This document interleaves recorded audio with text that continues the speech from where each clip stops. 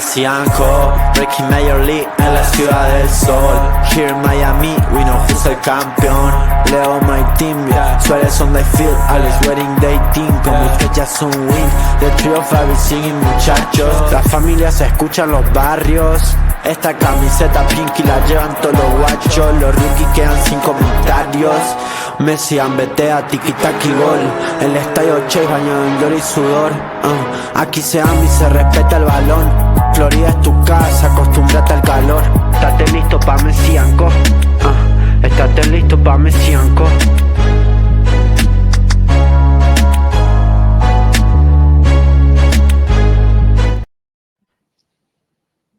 Hello, everybody, and welcome to a very special, I would say midweek, but beginning of week episode of Messi and Co. And the whole crew is back together to talk about a lot of stuff. So I am here, your host, your co-host, Ashley, here with my incredible other co-hosts, Gian and Matt.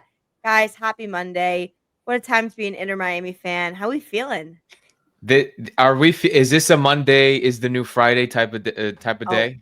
100%. We got Has to be. Rodrigo De Paul in. We got the game against Cincy. We got Leagues Cup coming up. We got some deals possibly happening. Like, how are we feeling, guys? I need to know the vibe here. I'm feeling real good. I don't know about you guys, but it looks like you guys too. Maybe I'm feeling real good. We got a lot of good stuff to talk about today. A lot of fun topics, controversial stuff going on lately for Inter. I feel like we're always in controversy. Actually, lately, what am I talking about? Like, there's always controversy around us, but that's part of being the best team in the league. That's what we signed up for, bringing Messi. So I'm happy to talk about it. The crown is heavy. The crown is heavy. That's what they say. But I totally agree, and I'm also just like on a personal high because I went to New York this past weekend and saw a Blackpink concert. I don't know if many of our fans or people who listen know who Blackpink is, but just know it brought me a lot of joy. And their colors are black and pink. And so I felt like I was surrounded at an Inter Miami game because there was so much, and it's like the same shade of pink. So it's funny. Is that a band? Is that a person or like a group? It's a K-pop group. You said black and pink. Cool. Were there translators? No. They speak English, so they speak English. Okay. Some of the songs just have like Korean like lyrics mixed in with English lyrics. You mind singing this one? You want me to sing one? No, I think we're still working on Spanish currently. But no. Anyway, I'm excited, and it was a busy weekend outside of my plans, which was that Lionel Messi and Jordi Alba were unavailable to play versus FC Cincinnati in what was, a game with a lot of intensity and excitement surrounding it after knowing, that they kind of beat our butts the week before. We were bouncing back. We had all these good things coming. And they did not attend the All-Star game on Wednesday. So for that, they were suspended for the match. Now, before we get into the match, I think we should just talk about the suspension and just kind of like the overall vibes of really what happened. Gian and I did kind of a little space that day right before the All-Star game, a Twitter space where we got some really fun interactions and people, good friends like Xavier from Lemon City, and then obviously Fabian Rankel, who's a big journalist in the MLS, having a good range of opinions, which I thought some fair, some harsh, but in the end, because they didn't play, they were suspended. MLS kept to their rules. What are we thinking? Can I go first on this one? Because I think it's. I didn't even know. I need to. The way you started, I'm like, because it's like I don't get it, guys. I don't get it. Like, what else does Messi have to do for the league? Like, I think the league personally, I think the MLS is just so butthurt that they can't sell an MLS All-Star jersey with Messi's name on the back. And so, like, they're just like, you know what? Let's suspend him too. I think, honestly, I say this because I think the MLS could have just given Messi a pass. I think Messi has done already so much for the league in terms of generating them money, attraction, like whatever it is. That he sells stadiums out everywhere. And all Messi wanted was just a rest day. All Messi wanted was just a rest day. He's been playing week in, week out, Monday, Wednesday, Friday, or Wednesday, Saturday, Wednesday, Saturday, Wednesday, Saturday, back to back to back for weeks on end. And all he wanted was a rest day. And Jordi Alba, all he wanted was a rest day. And they try to get one, and they get punished for it against the best team, one of the best teams of the Eastern Conference at Chase Stadium. And I don't know. I think it's ridiculous. I think it's absolutely ridiculous. And I think the rule in general, not because it's just Messi, but I think the rule in general is just crazy. I don't like MLR All-Star games. I don't like All-Star games in general. I think it's stupid, especially in the middle of the season. It's a huge health risk for any player, any athlete in any sport, not just in soccer. And then losing Messi was huge. Losing Messi was huge for us. I think if we would have had him on Saturday, we definitely could have won. But at the end of the day, the team ended up holding their own. And I don't know how you guys feel about it, but I think that rule needs to be looked over. I think the whole MLS All-Star thing needs to be looked over and reviewed. Well, let's start with, first of all, the All-Star game is a stupid concept, and it's just idiotic. Yeah. To start off with, or at least when it happens, it's idiotic. I think the idea of celebrating the Sure. best is nice, and Sure. they just haven't figured out. And across all sports, like the best All-Star game that exists right now in the world is baseball, because it's pretty much, it's a home run derby. Like, it's things where the risk of injury is very low, and Sure. so like that makes it more interesting. I do think there should be a way to celebrate the All-Stars and do something fun with the fans, but and I'll let you go in a second, John. I just want to say, like, it's just this model in this way, it just doesn't work. It doesn't work. I agree.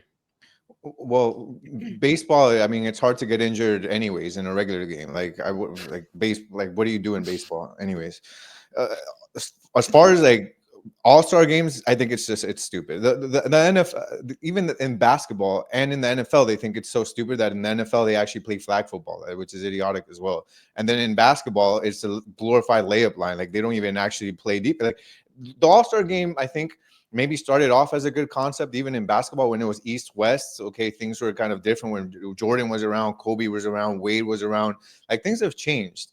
And I think things have changed across all spectrums of all sports, where there's even more money involved. Players are making more money.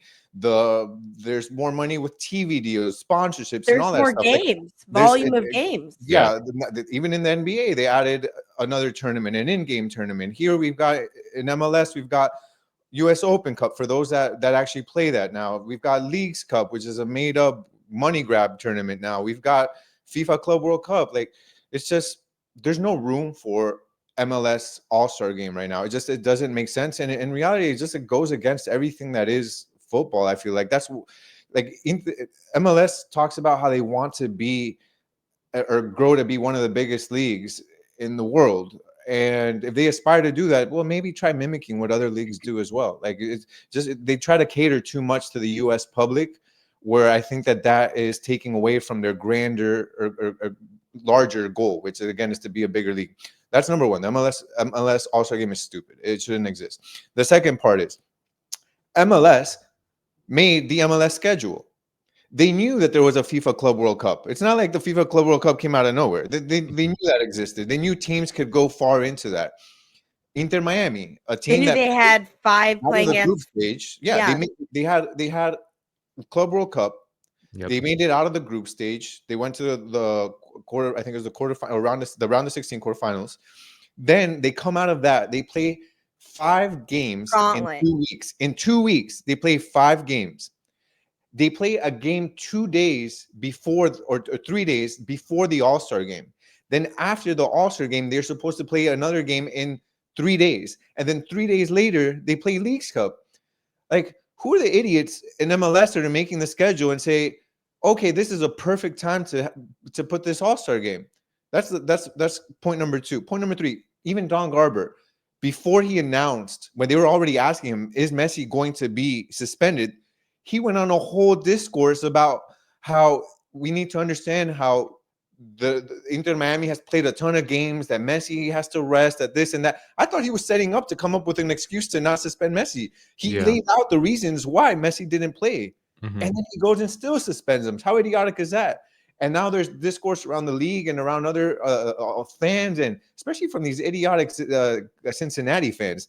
Like, no one's above the league. No one, if Messi has to be bound by the rules. I'm like, bro, you know how many millions of people didn't give a shit about this league before Messi even arrived? Like, be real. Messi is above the league. Like, the whole reason Messi is here but that's exactly why they suspended him, because they didn't want Messi to be like this bigger or above the league. Bro, and also trying to gatekeep a league for no reason. Like, honestly, nobody gave a shit about this league 2.5 years ago. Well, let me not speak in absolutes. Millions of people. You want this league to grow? It's in your best interest. Don't pretend like this was some amazing league before Messi came on. We were here and we were doing great before Messi, and then they show like half-empty pictures of half-empty stadiums. Like, nah, man. Messi is here. If you want the team to grow and this league to grow, you need players to start coming. You have players that are young guys. Instead of going to play in Mexico, instead of going to play in smaller Premier League teams, are coming here to grow before they go to Europe. You have guys in their prime like De Paul playing at age 31 in Atletico Madrid coming over. These are things that if Messi wasn't here, if the spotlight wasn't here, these players would not be coming here. Messi is making it okay, not as an embarrassment to come to MLS, not a let me wait till I'm retired to come to MLS. He's making it okay and acceptable by the world of football players to actually come here and play. This is how it begins, guys. 5-10 years from now, if this continues and we build on this, we're gonna have players that are able to come here. So at the end of the day, think about the infrastructure of other teams. I think Gian, that's such a great point. And Matt, it was also the first sentence you said. You said, "What else do you want Messi to do? Like put him in a clown suit and walk around and like read an English dictionary? Like, what else are you asking him that you will make you like American fans, MLS fans feel better?" Because let me tell you something, and I promise, even if I wasn't a South Florida resident, I feel this way because you see greatness. The way he is playing 90 minutes every single match is such an honor to the league, and the way the revenue he is bringing to the league that gets distributed to all of the teams so that they can invest in their youth and their infrastructure, and they're getting new soccer fans that are now young players playing soccer and, meeting new people in their community. I'm sure you see now American kids wearing Messi jerseys, then you meet, other people, etc. Like, what he does for the league, what he's doing for the infrastructure, what he's doing for every single club. And more than that, he's not doing it by name. He's doing it by how he plays on the field. He's doing it with like how his job. He's doing his job amazing. He had 16 goal contributions in the previous 7 games against some of the best competition in the league and in the world. He is playing 33 goal contributions. Like, you're it's not someone he's in his twilight.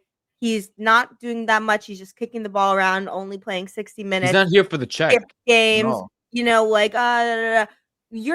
MLS is getting viral clips. People are going and filling stadiums with their team jerseys now because they're like, wow, now I want to support my team and watch. And it's because of Messi, and the disrespect that people are showing it for this is so, to me, unbelievable, because he's putting it every single game, is giving 100%. Isn't that better than giving 50% and coming to a few events? Like, what do you want? This could have been avoided. Number one, with the scheduling, that could have been avoided. And number two, with it's a stupid rule, and rules can be broken. I'm sorry. And if there was ever a time to break the rule, like it was now. Even Mascherano said in the press conference, and I 100% agree with him. Yeah, say it. If this game was an away game at Cincinnati, do you really think they would have suspended him? Hell no. They would have figured out a way to interpret the rule differently, to say, actually we did excuse it. They would have made or Kansas City, and they sold out Arrowhead Stadium. And he would have played. He would have played 100%. Yep. But because it was a home game, they could have done anything. They could have even changed it and maybe figured out a way to suspend him later, or fine him. Fine him. Yeah, they would have fined him. Like anything they could have done. But it's just it's a ridiculous rule. It needs to be changed, and they need to do better with scheduling if they want people. And because it's not just a Messi, it goes for across the board. These are guys. Some of these guys played in the All-Star game and were playing on Friday. They were already having games. I was literally about to say, because I know you mentioned Cincinnati fans. I say this, and I mean it with the exact same intensity and truthfulness, I think Evander, Hani Mukhtar should not have been in them either. Because imagine how their fans would feel if he picks up a knock because he gets, a Sergio Ramos tackle because Sergio Ramos plays at an intensity that Yeah. is, et Yeah. cetera. What if one of them got a tackle in the match on Wednesday and then now you've lost like what if Berhalter, what if he gets an injury? What if et cetera? Why would you want that? Like I don't want that for Cincinnati. I would have rather play Evander and knowing he didn't play Wednesday and he was healthy, even though he beat us a week before, because that's like I want the best to be available in the competition all season long. And so it's not just this, I feel this way about Messi. It's all of the players cannot put their bodies in the precarious position. And it's really unfortunate.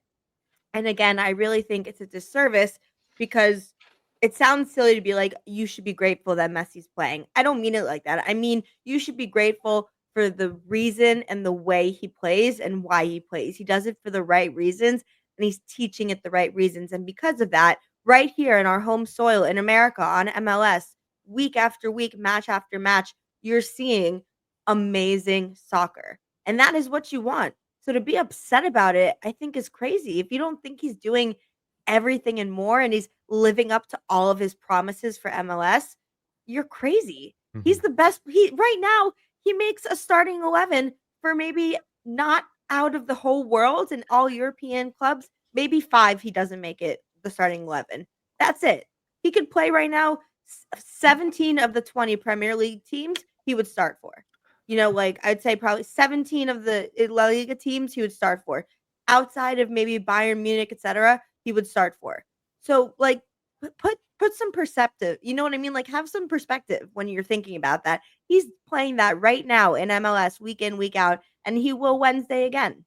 So it's tough. It's tough when you don't have him on his team. A lot of envy out there that really unfortunately takes out the common sense out of people. A lot of anger, envy. I don't, it's just, dude, like sometimes just look at things with a calm head and understand like you want it. It works. Him being here helps the entire league. It even helps your team. It'll help your team because 100%. what Inter is doing, what their owners are doing, the fact that they're going out there and spending all this amount of money, I think should light a fire under your right owners, here. New your stadium, owners. new parks, new youth Yeah, setup, all of that right there. Going to generate thousands of jobs, interest, young people getting yeah. to go play soccer and do great activities. Other with teams people should there. mimic exactly what Inter Miami is doing, and if they do, I promise you, this league will grow. If they do everything that the Mas brothers are doing, everything and they're following the rules, and just because you don't understand how the roster rules work, and you don't understand what a DP is, and you don't understand what GAM and TAM is, okay, it's not the easiest thing to do, but just because you don't understand it doesn't mean you need to come out here and say these idiotic things about, Miami's breaking the rules and that's no. Take a few minutes, go on to Google. You can search them and you can see there's exactly a way to how Inter Miami is doing this, and it is what it is. Maybe your owners will do it too someday. Hopefully, I just hate getting improves for the MLS overall, so that all stars get their deserved appreciation, fans get their moment, but it doesn't come at a cost of an injury or an unnecessary, overworking of these guys. or literally putting it halfway through the season where like we're right in between Club World Cup and Leagues Cup and almost 3 weeks of nonstop MLS soccer action. But I just hate, and I'll end it on this note. I just hate as Inter Miami. I hate as Messi Inter Miami fans. I hate how we get punished for one just doing the right thing. Like we're playing we're playing by the rules. We're not breaking rules. We're not doing anything crazy. We have people who believe and who are we going have for it. we just have a great board. We have fantastic players. We have a great mindset, a great future and we have a lot of experience that backs our club. We are trying to start a revolution and in how MLS clubs should approach their philosophies, their signings, their tactics, like all of that, and we get punished for it. And we have the best player in the world and Messi playing out of his mind at 37 years old, 38 years old, however old he is now, and we still get punished for it. Like there was for some reason like they just don't want to see us succeed, and they can just forever keep on hating because we're just gonna keep on winning. I'll give two. I want to get into the game really quick because I know Matt was there in person, and so I want to get a perspective on the game because I think that the team deserves credit for having to work through the noise, obviously of what was of a week. But I wanted to give two really quick kind of like comparisons because again, I can understand how people are like, well, you all three of you live in Miami and he's on your team, so and you've had a team for 5 years, so you can say whatever.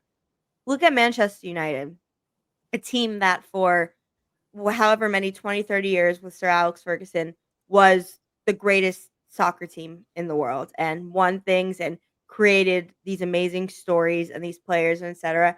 And then they got an ownership group who decided to stop investing in their community and chasing being the best. And look at where they are now.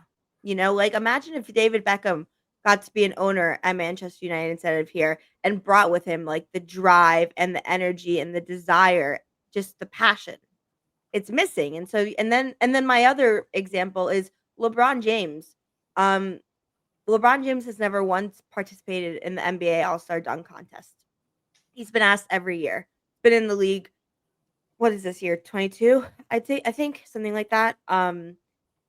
Just a long time. I'll ask you this, Gian, because I know you definitely have a lot of history with basketball.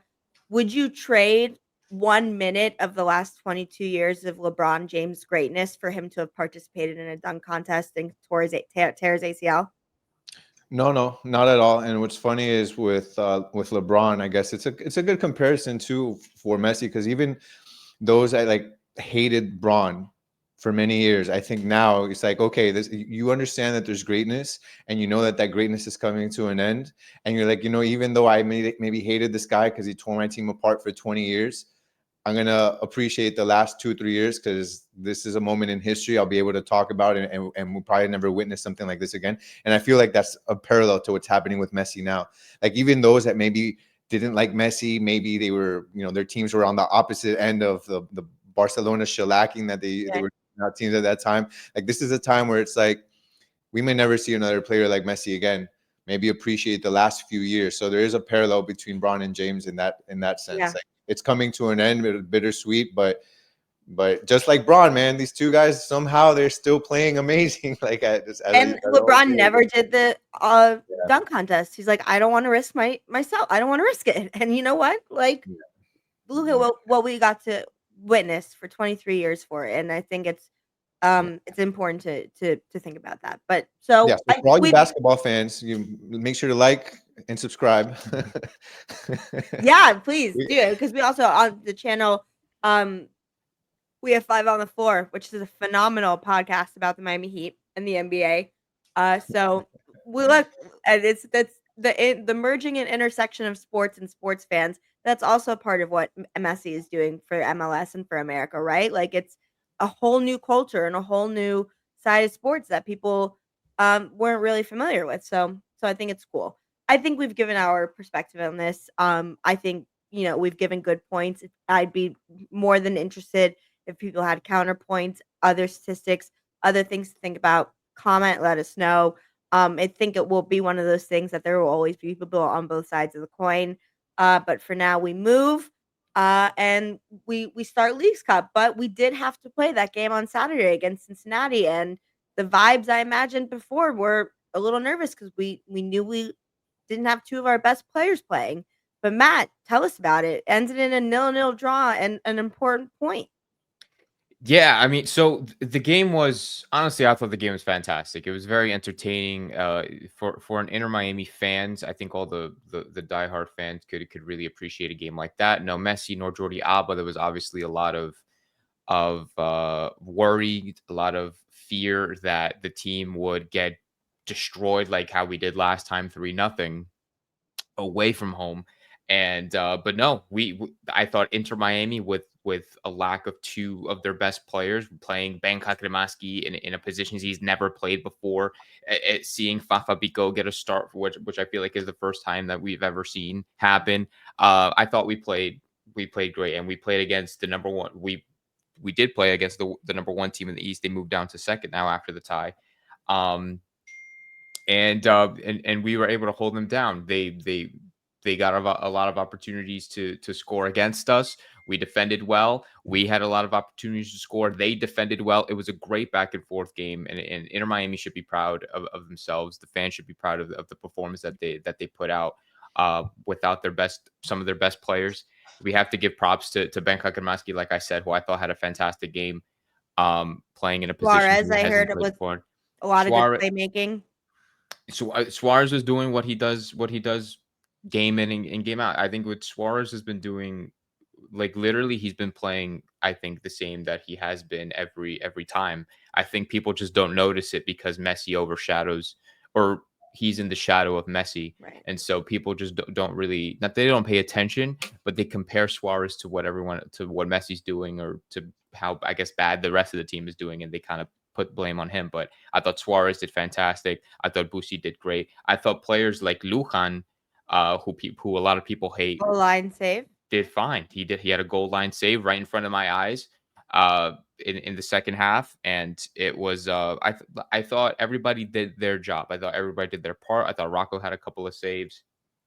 I thought the team in general had a good performance without Messi, and I think that says a lot against a top team like Cincinnati, locking down Valenzuela, locking down Kamara, to what's his name, Evander, to Orellano, who was giving us a tough time last time out.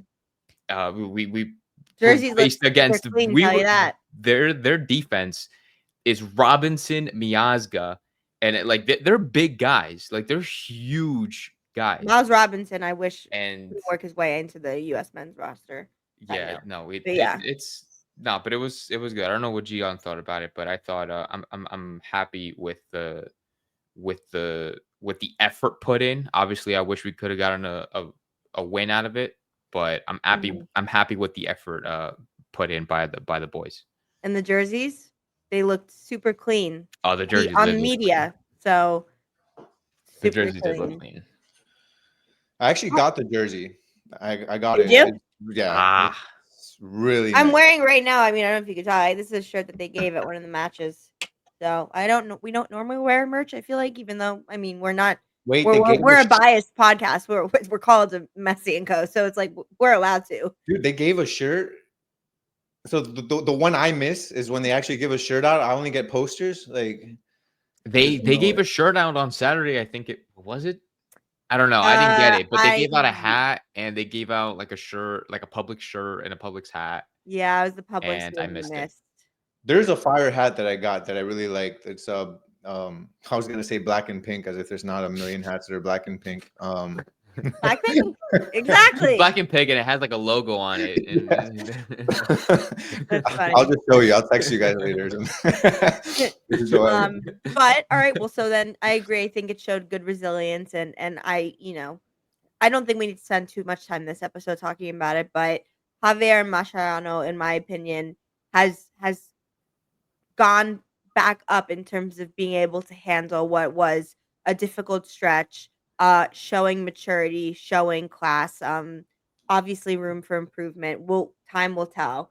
But and in a match like that, with knowing all the conversations behind it, all the excitement toward what we're about to talk about, which was the introduction of Rodrigo De Paul, still getting a good performance out of your players is important and shouldn't be forgotten. So overall, more positive than a negative, I think. But the real positive, the real excitement was pre-match, because we saw for the first time the introduction of Argentine midfielder Rodrigo De Paul, who is one of the best midfielders in the world, one of Messi's very close personal friends, and someone who is hopefully going to take this team to an absolutely new level.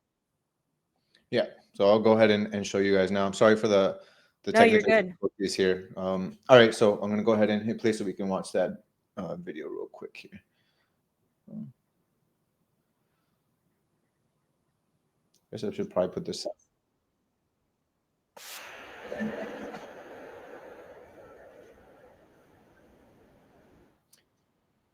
There's that one, and then got a couple more. And So then there's him walking on the fields was pretty cool. I thought with his kids was a pretty cool moment. Keep going, keep going, keep going. Yeah, yeah. I thought that was really cool. Obviously, everyone was excited to see him, and it's just pretty amazing. Pretty amazing that Inter Miami have pulled this off, and so. It's honestly insane to get somebody like Rodrigo De Paul, two-time Copa America winner, World Cup winner, Finalissima winner, just spent the last 4 years at Atletico Madrid at the highest level, played Champions League games. Like he is and he's 31 years old. So like he's still, I don't want to say his prime, but he's still at like peak conditions. Like he's still at peak level. And like what we talked about earlier, like Inter Miami are kind of breaking this threshold of like attracting players that are not just like coming like after the retirement. They're attracting certain players at their peak. Yeah. Like 31, you're at your peak nowadays in this game. And I know for a fact, even Rodrigo, if he signed a 4-year deal, and even if he doesn't stay the 4 years, like let's say he only stays for 3 years, where he'll still like want to play after. He'll probably go back to like Argentina or something like after 3 or 4 years, and he'll still be able to play. And it's like it's great. I think it's fantastic for the league. It's fantastic for Inter Miami, and having Rodrigo De Paul being implemented into this team is just exciting to think about, and I can't wait for that to happen. I can't wait to see it for the first time. Yeah, I mean, we can't be naive. We also know that a big reason why he's here is because of Messi, but I still think that's important that he is here because of the fact that him being here, again, just makes it more acceptable that you can be in your prime and you can be in MLS. And other players are going to see that. And other players are going to go and maybe not just come to Inter Miami, but go to other teams around the league, big teams, small teams all around, because they're going to see that other players are doing it as well. That was the thing, that there was a shadow over MLS. I think still we're coming out of it where it's like, yeah, if I'm in my prime or if I'm looking to become, the next Premier League player, La Liga player, there's no way I can go to MLS. Like that's impossible. That's where I go to end my career, or that's where I go to just kind of be in the shadows and obscure and nobody's going to see me. But now there are scouts from all over the world coming to see MLS, coming to see Inter Miami.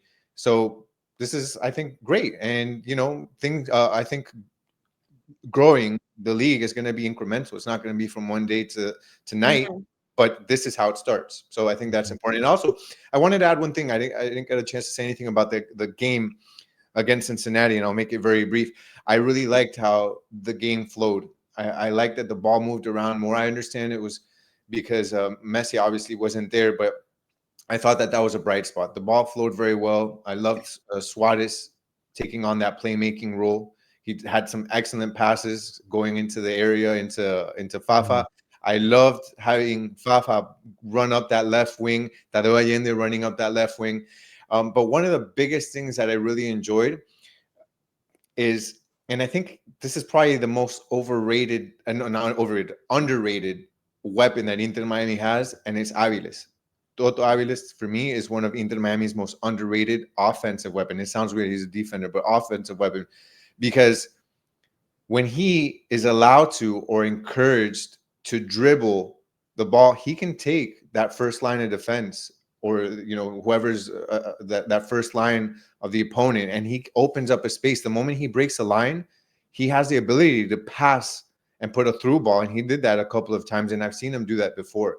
And I think that's something that Inter Miami doesn't have. We had quite a few of those from him and from others on the team that put through balls from our defensive line into our attackers who are making runs into space.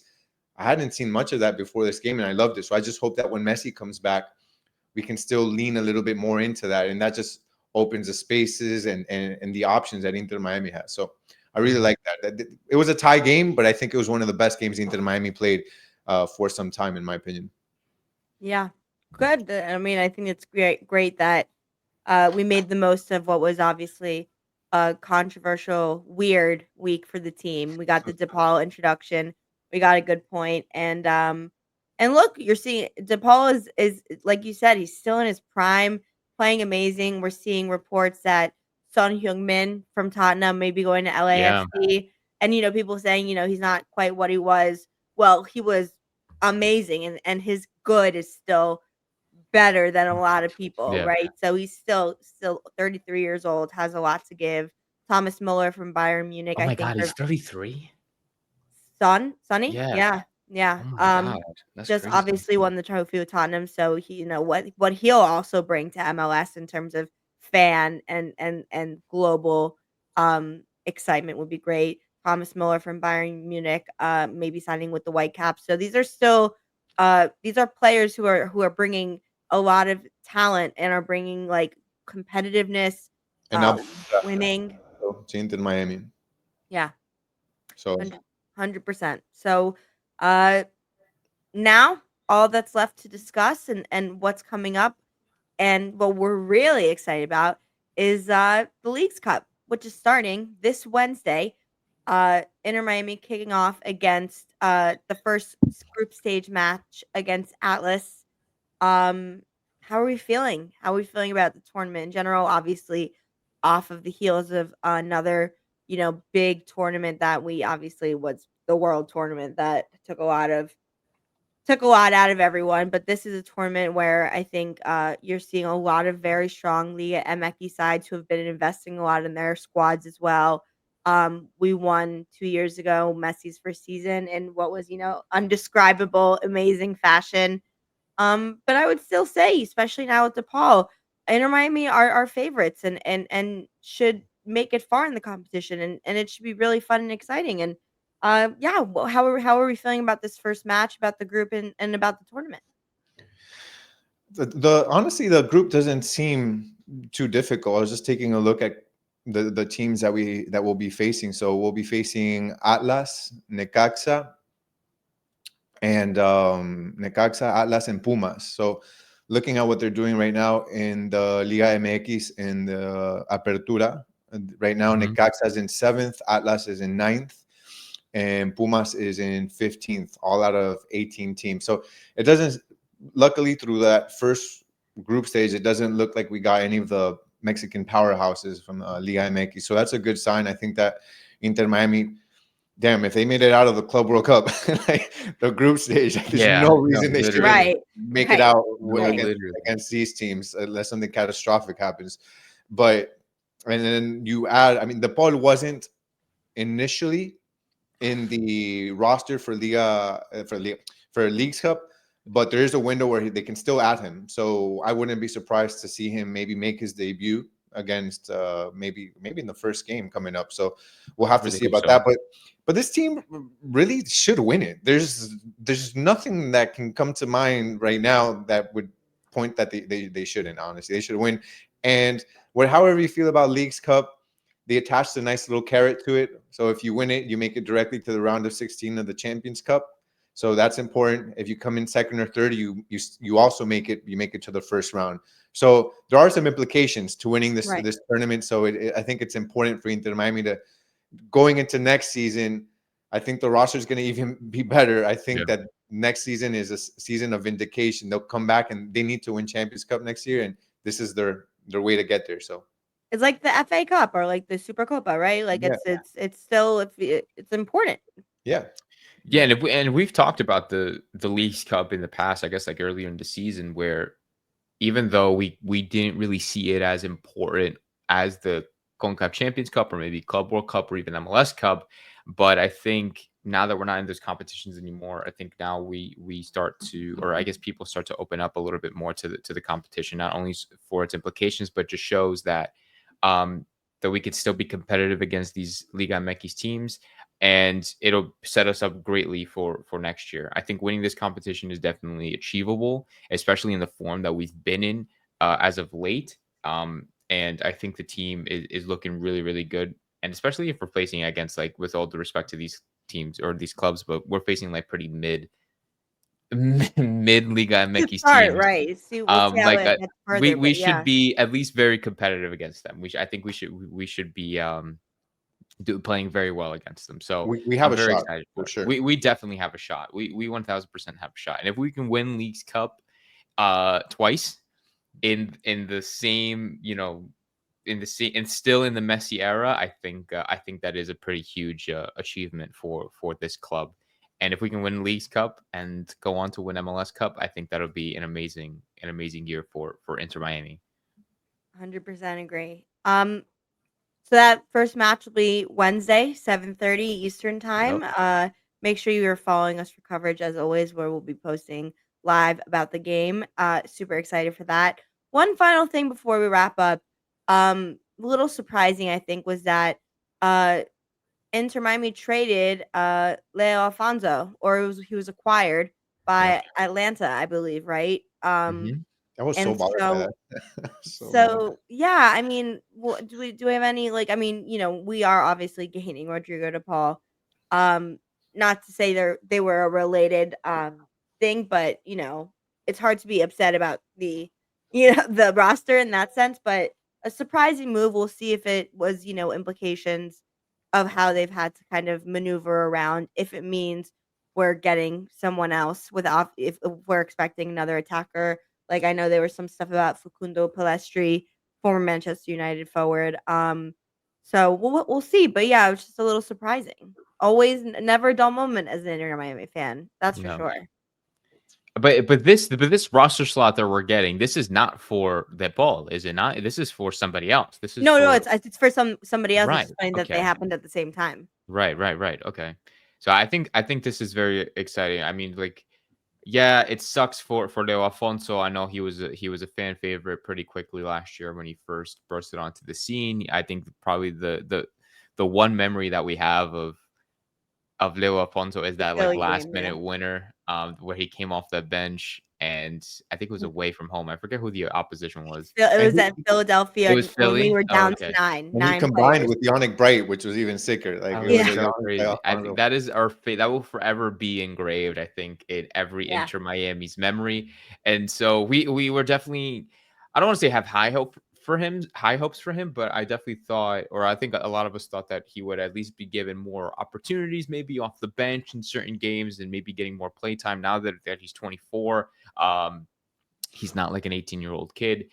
But I think this move is good for him because he wasn't essentially really in the plans for Mascherano, for Inter Miami. And now, like I said, being 24-ish years old, you kind of want to be a little bit more Yeah. established, or just at least be getting way more playing time than you are getting right now with Inter Miami. So hopefully that he will get that opportunity at Atlanta United. I wish him the best.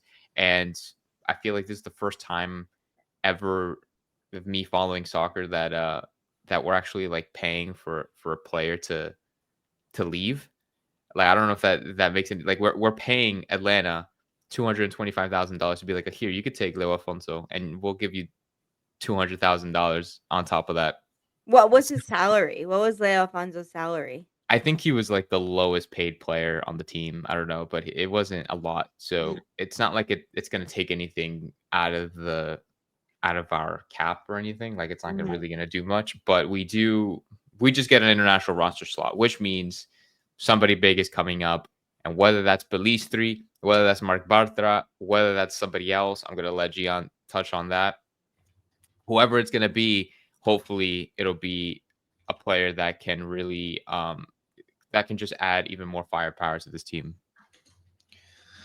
I'm still trying to figure out what the heck Inter Miami is doing with that transaction. It makes no sense. I put it in ChatGPT to try to figure out what the hell they were trying to do with it. What do And you ChatGPT returned an error code. Like it was like I don't get it. So they traded. It first started with this. Inter Miami traded an international roster spot that they had already Yeah. away for $120 $25,000, I believe was the figure. I think so.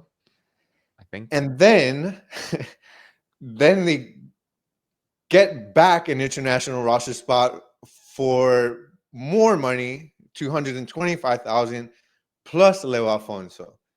And I can't figure it out. I have these like ideas of maybe what it could have been.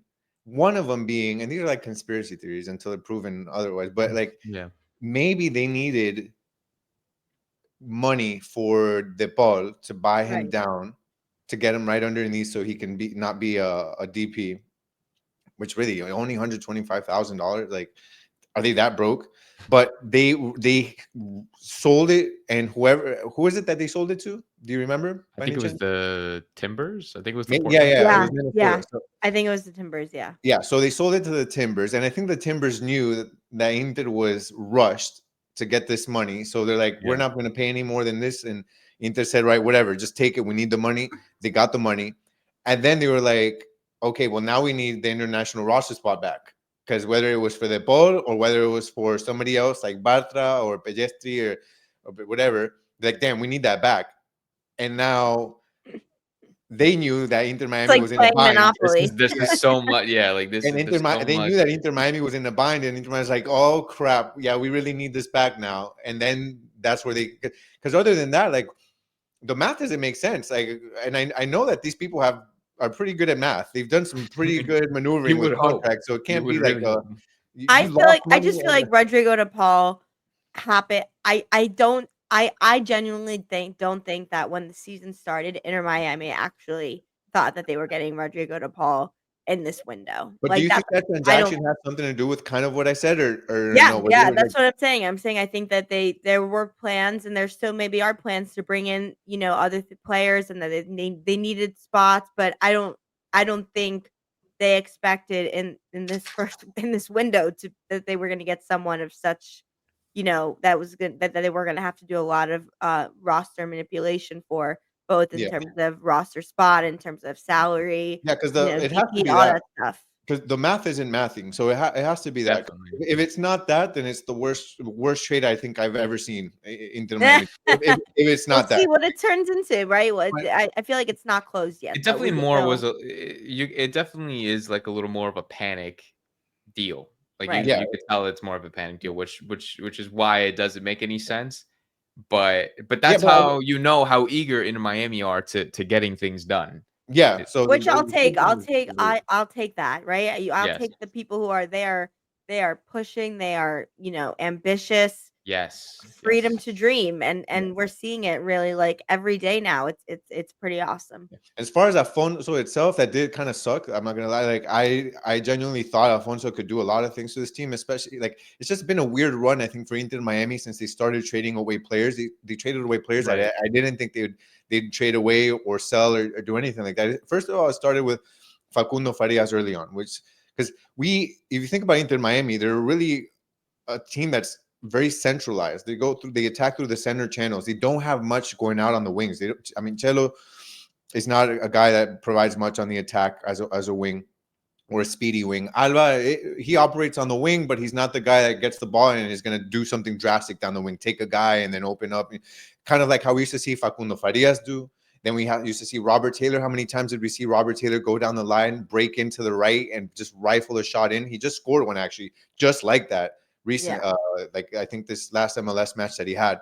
So they got rid of him. So I'm like, okay, well, at least we have Alfonso. He's like the only one left that can be considered a winger that can open up space for himself. And then we got rid of him. And I'm like, we have maybe Fafa now, but he doesn't even get minutes. So we really are thin to none at that spot where we have somebody that can come out and give us a little bit of dynamism. Like, is that even a word? Dynamism. Yeah. On the left and right wing. So I thought that was strange, but hopefully for his career, I think that maybe this will open up some playing time for him because I think he deserves it. The few flashes that we saw were exciting for Leo Alfonso.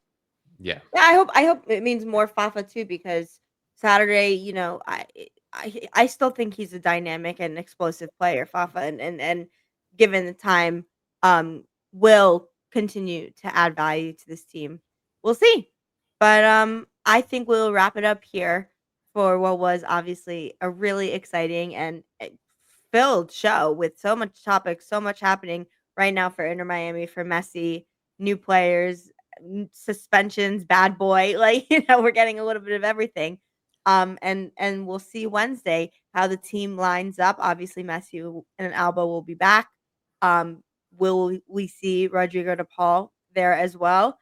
And watch the rest of the season unfold. So make sure you're with us every step of the way, by following us on all social media uh platforms at Messi and Co on Twitter, where /X, where we always are giving our breaking news, our thoughts, sometimes even doing live spaces when we want to talk about breaking news.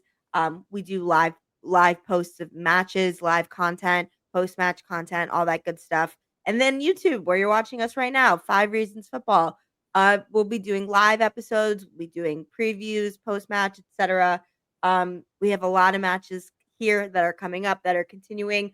We're now getting towards the back half of the season where it's every game that is going to really matter. We're going for trophies, we're going for moments, and we're excited to do it with you. So for this episode of Messi and Co, I'm Ashley. That is Gian. That is Matt, and we will see you next time. See you guys.